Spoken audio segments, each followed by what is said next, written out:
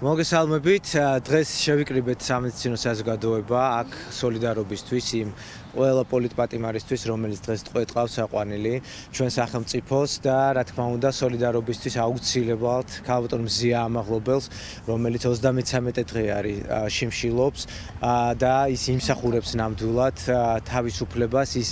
უკანონოდ არის დაპატიმრებული დღეს. აუცილებლად უნდა შევეხოთ ბატონ თემურ ქათამაძის, ბათუმელი მედროშის შიმშილობასაც, რომლის ჯანმრთელობასაც ნელ-ნელა უკვე ექმნება საფრთხე და ისევე როგორც ქალბატონ მზიასთან აუცილებლად უნდა იყოს კონსილიუმი შექმნილი, რომელიც მის ჯანმრთელობას მიაქცევს ყურადღებას და ჩვენ გვეცოდინება ამის შესახებ ინფორმაცია.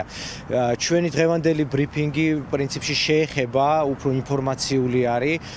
იმ მნიშვნელოვან ღონისძიებას, რომელიც იგეგმება 15 თებერვალს ევროპის მოედანზე 6 საათზე და მე მოუწოდებ თითოეულ ჩემ კოლეგას, სამედიცინო საზოგადოებას, რომ აუცილებლად უნდა გამოფხიზლდეთ. ჩვენ უნდა ვიდგეთ საქართველოს სწორ მხარეს, ქართველ მოსახლეობასთან ერთად იმისათვის, რომ ჩვენ მივიღოთ ის ყველა მნიშვნელოვანი საკითხებზე პასუხები, რომელიც დგას დღესდღეობით ჩვენ საქართველოში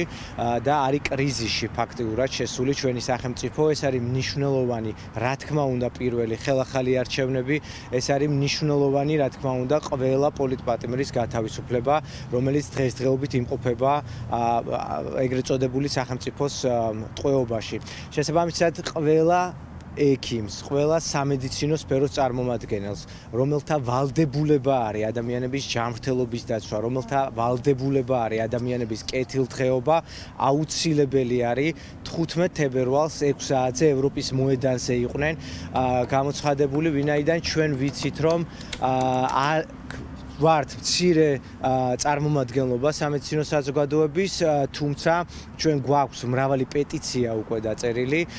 რომელსაც ხელს აწერს 1000-ზე მეტი ექიმი და 18 სამედიცინო ასოციაცია, რომელიც დგას ქართველი ხალხის გვერდით ამ ბრძოლაში და მუდამ იქნება მანამ სანამ ჩვენ არ მივაღწევთ იმ მნიშვნელოვან საწადეს, რომელსაც ქვია ხელახალი არჩევნები და ტყვე-პატიმრების განთავისუფლება.